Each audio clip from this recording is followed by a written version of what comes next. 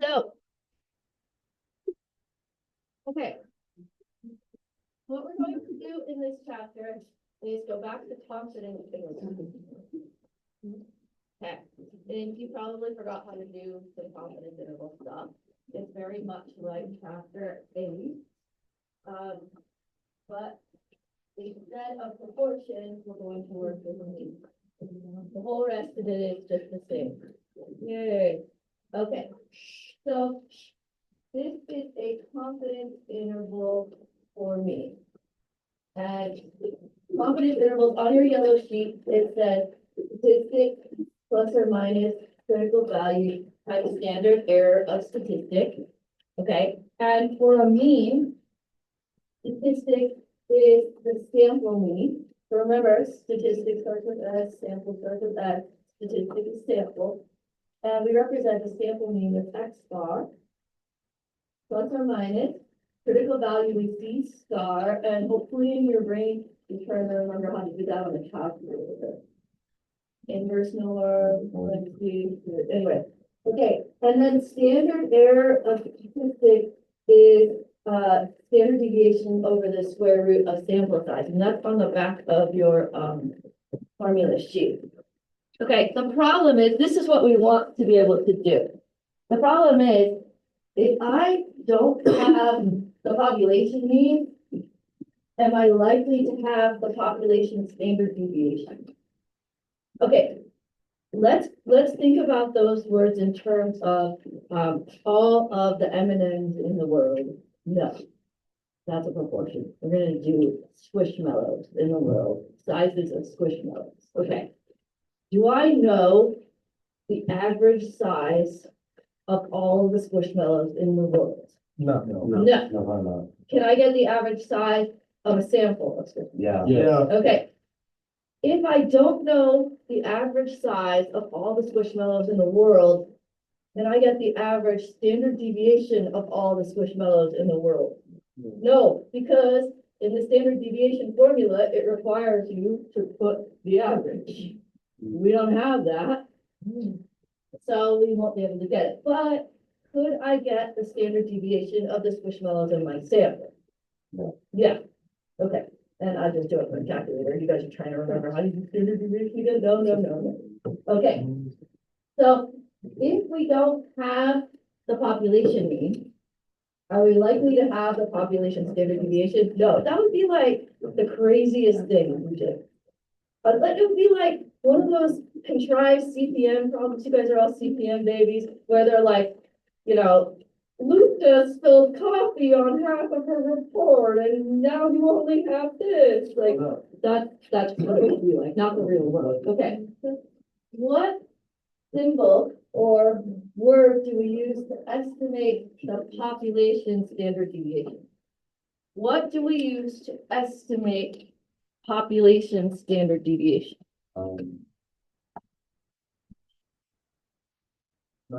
You can look on your yellow sheet, it's on there.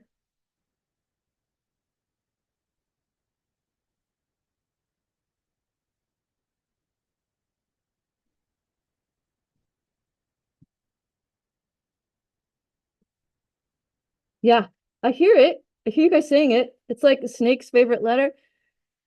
Yeah, okay. So in class, we have written it like this, S sub X, which is the sample.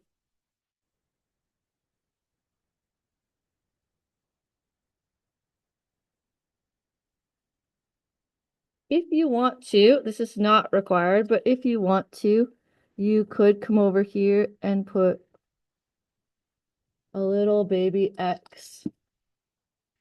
And the reason I would say that is because that's the way it looks coming out of the calculator. Please note that I'm not restating this is X bar here. This is just plain X without the bar on it. Those are two different things. Okay, so while we're living right here, we are going to say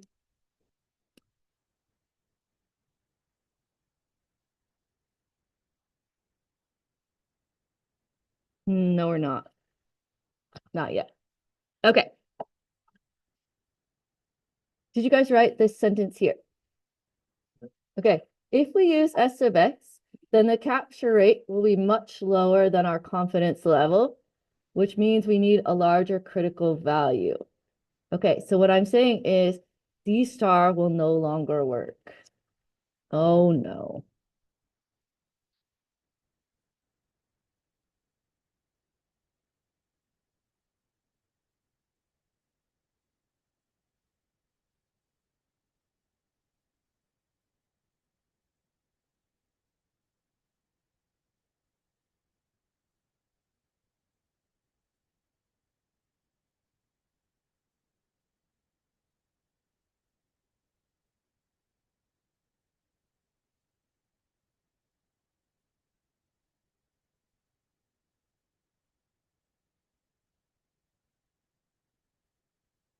No, this is not the Coach C distribution.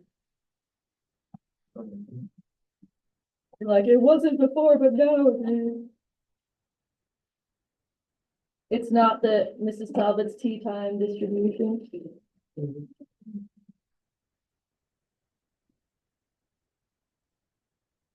Okay, so this is the part where we're gonna draw some curves.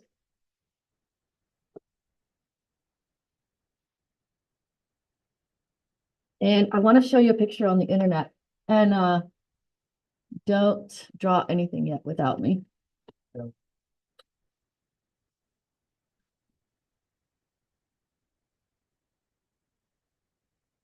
This is the C distribution. Okay, and we're going to draw a couple of these together in a minute. Okay, what you need to know about this, the key for this is that the black one is the normal curve. So just block everything out in your mind for a moment and just look at the black one only.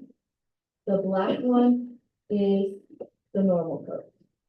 Notice it comes, it peaks high and it comes down right about -3 where you expect it, -3 and 3. Okay, now those little other colors, the key on the top, the pink one says 1DF.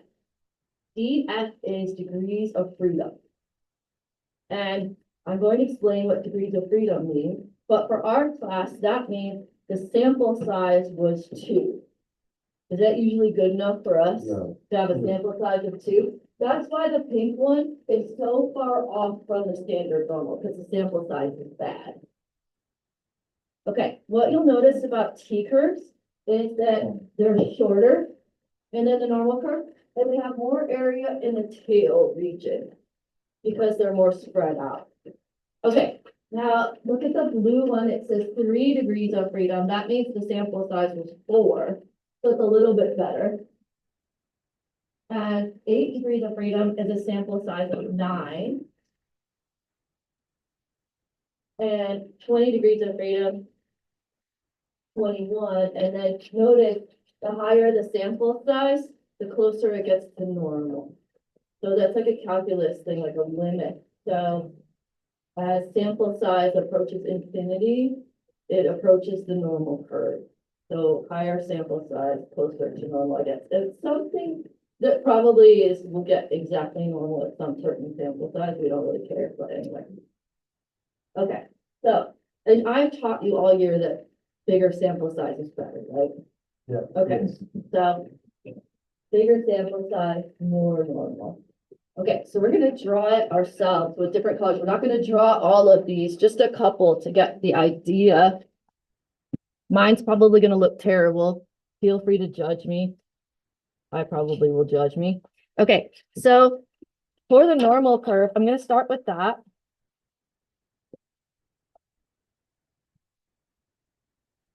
I'm going to go to 0 and I'm gonna go up 1, 2, 3, 4, 5, 6 boxes.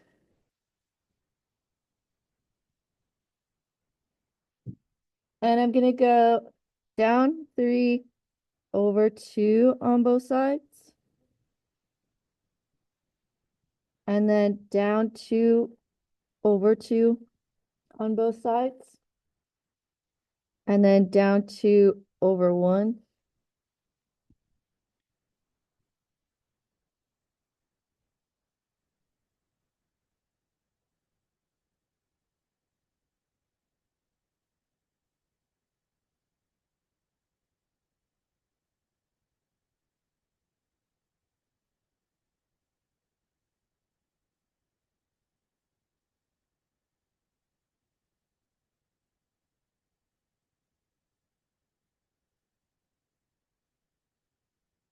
did I?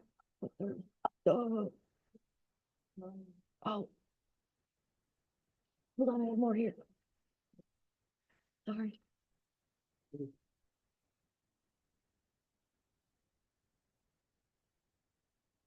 Now I can't even spell distribution. Mrs. Talbot. I just came up with a new word. It's called distribution.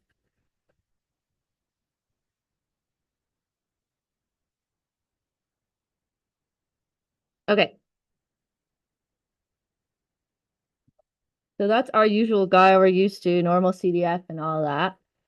Okay, now what I'm gonna do is I'm gonna do red.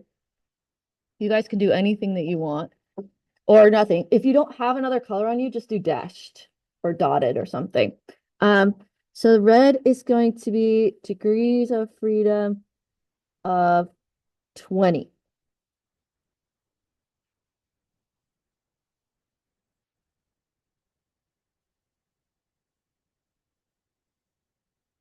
And I'm gonna go down one dot.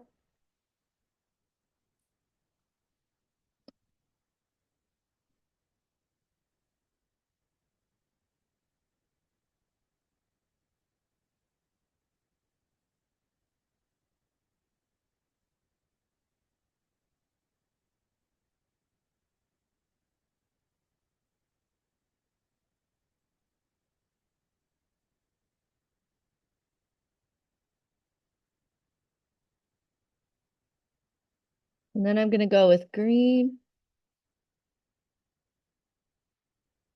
Yes, honey? No, I'm just winging it.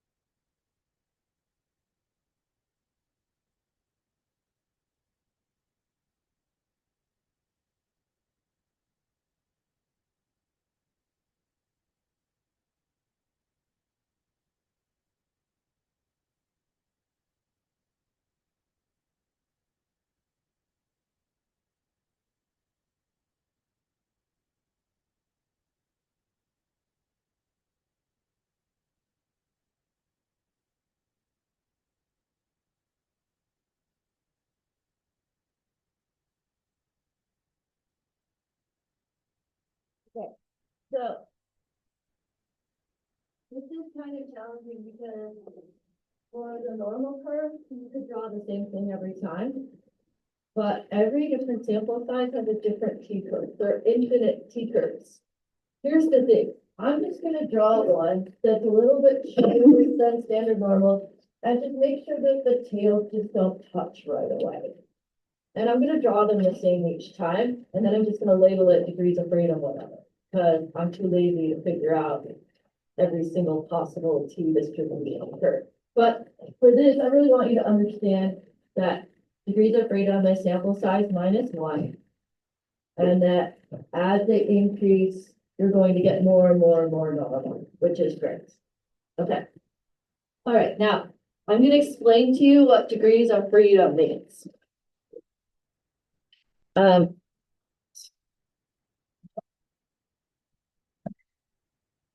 Okay, and don't write this down. This is just something silly that we stats teachers use to define the words degrees of freedom. I came up with this problem. Okay, so I have 90 plus something plus something plus something is 300. Okay, Jamie, give me a number. 20. Okay. Jake, give me a number. Okay. Jake gave me a number. He was free to give me any number he wanted. Jamie gave me a number. He was free to give me any number he wanted. This number here, though, is this number free? No. So that's where the -1 comes from. This problem has 2 degrees of freedom because there were 2 places where you could be free to choose. Okay. So it's saying whatever you have minus that last one because you're not free to choose that last one because it has to add up to something. That's all. They're never going to ask you that on the AP exam. Don't worry. Just know degrees of freedom is a fancy way of saying sample size -1. Okay. Now set this up and then grab your calculator.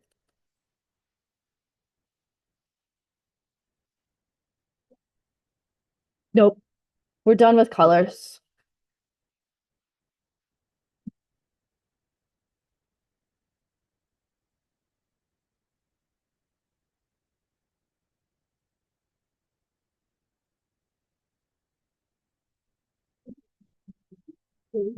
Sweden.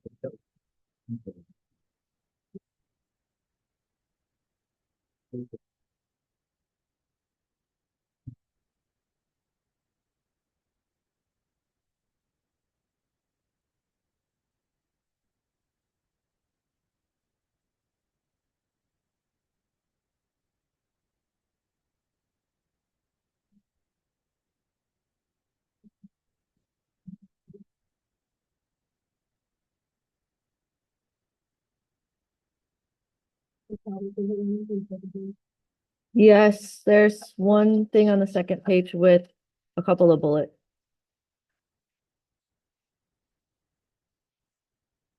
Oh no, I see why you're asking. It would definitely fit on that white cardboard though.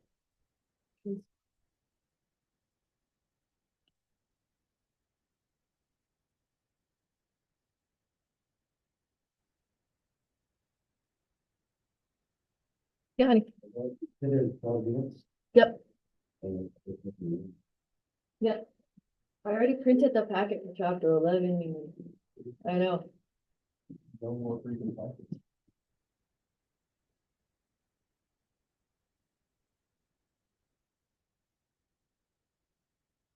Chapters 10 and 11, I like a lot. Chapter 12 is my favorite. No, it's chi-square, which is super fun. If you took AP Bio, it's not the same. It's more fun. I think it's more fun. You get to use the matrix in the calculator. Never get to use the matrix in the calculator. Okay. All right. Calculating the critical value T star. So what I want you to do is go to your calculator and go second vars. Second vars. And I want you to notice that other things exist underneath normal CDF and inverse norm. Noticing? You might not have actually paid attention to these before, but they've been there all year. There's something called inverse T and TCDF and TPDF. And then down at number 7 and 8, those are my chi-square PDF and chi-square CDF, which will be chapter 12. So that fancy X is pi, actually. What? Okay. So how did we find Z star?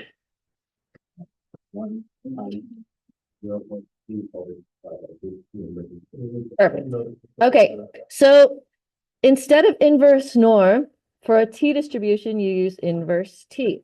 So we're gonna say T star equals inverse T 1 minus percent divided by 2. Don't forget your parentheses. Degrees of freedom. So if you go to inverse T, it's going to ask you for area, which is going to be 1 minus your percent confidence divided by 2 with the top in parentheses like we do before, and then degrees of freedom. Okay, we're gonna make ourselves a note. 2 notes.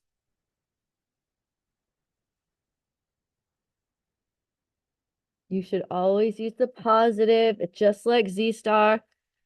T star is an absolute value.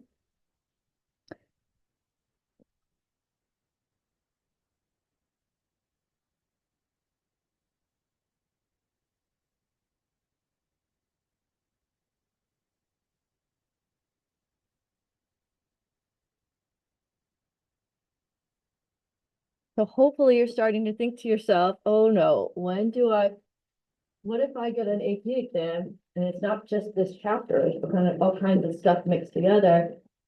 We use T star for problems that have means in them and Z star for problems that have proportions in them. The Z stars for proportion, T stars for means. Okay. Example, calculate T star for sample size 12 and 95% confidence. Okay, so T star equals inverse T, parentheses, 1 minus 0.95 divided by 2. And if n is 12, what's the degrees of freedom? 11. Okay, type it in. Let's make sure we all get the same thing. What am I doing?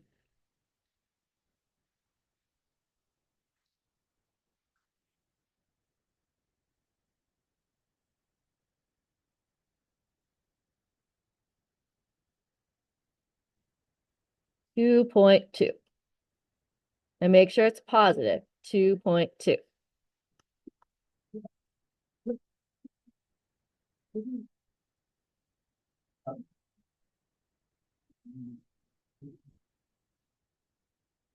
Okay, can you guys try B on your own, please?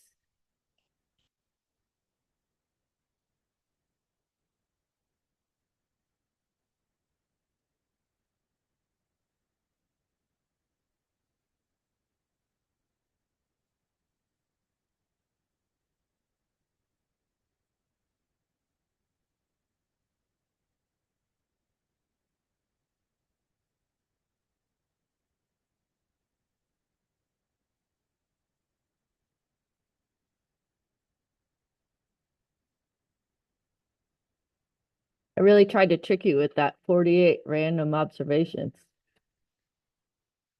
Real stumper.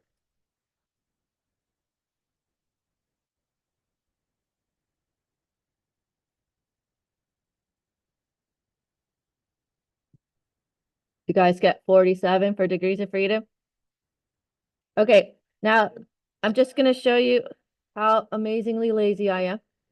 I like to scroll up and hit enter and then just change those guys. I got 1.68. Okay. Nice. So,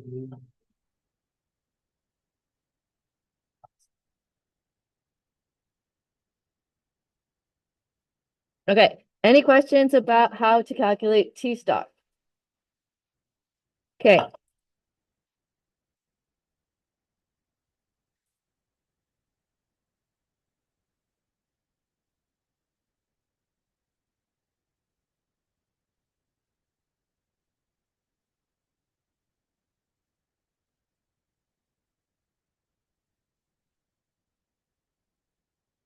Last thing we're gonna do is just go over the conditions and then we're done.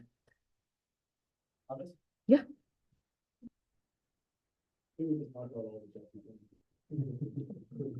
I'm ready. I got tomorrow's right here.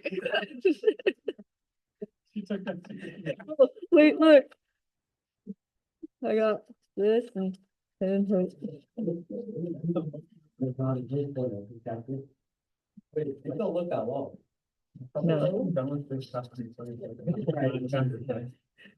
Listen here, I had a week off and a lot of Netflix. Apple cider vinegar, just go home and watch it. It's so good. I won't tell you again. Oh my God, it's so good. I'm not telling you anything. Dave Ryan.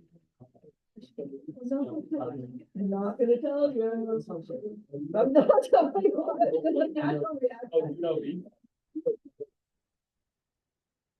So.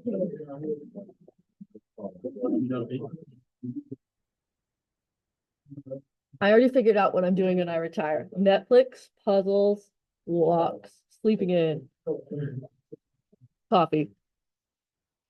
I haven't even started working yet. Okay. I have a really long time before I can retire too, so I just get a taste of it over breaks. I'm like, ooh, this is what my life could be. Anyway, okay. When we do a FRQ, we write the conditions. How many of them are there? 3. And notice, how many bullet points did I put on here? 3. Okay, so what do you think the first one is? Miranda.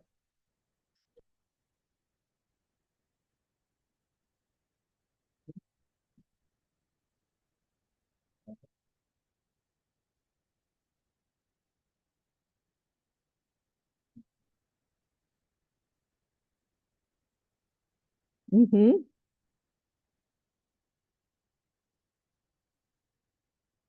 Okay, so first condition is random. Same as usual, you're going to copy the wording from the problem. You're not going to put random check mark. You're not going to do that. You're going to put simple random sample, a random assignment, something that is from the problem, and then your check mark. Okay, next condition, 10%. And there's 2 possibilities here.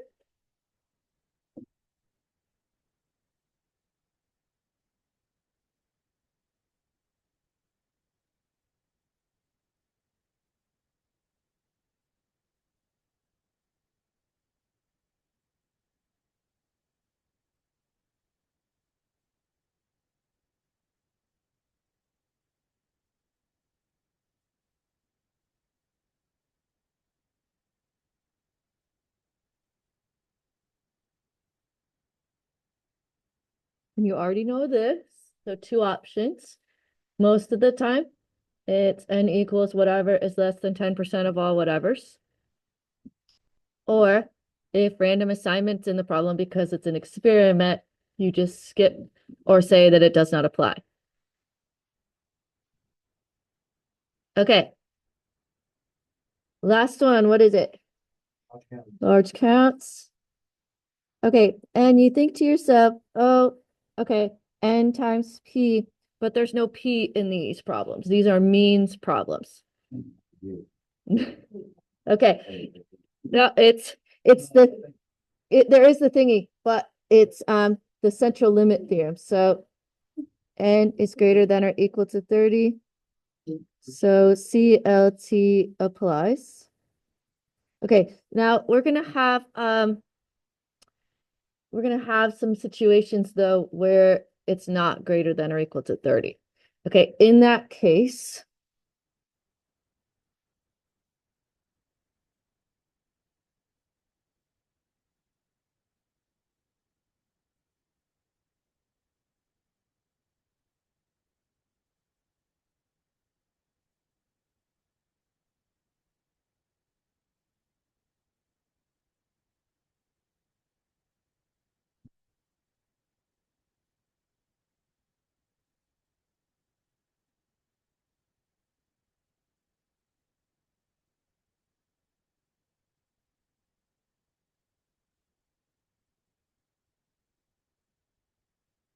dot plot if it makes sense. Most of the time we'll make a box plot. I'm going to teach you how to make a box plot very quickly in your calculator so you can just copy directly from your calculator onto your paper. At some point. But when you're doing these, hopefully you'll think to yourself n times p, wait, there's no p, what do I do when it means, oh, it needs to be sample size greater than or equal to 30 for the central limit theorem to work. And if not, then we're gonna make a box plot or dot plot, which I will teach you how to do easily on your calculator, but not today. Okay, any questions about the completion? Okay, now, last thing. Can you go back to your, yellow sheet? I was writing something in here and then I abandoned ship on it. That's because I wanted to say one sample T interval for means. So you're going to use this standard error when you're doing a one sample T interval for means. And the reason I abandoned ship on it was because I didn't show you what T meant first, and I wanted to show you the T curve before I wrote that down.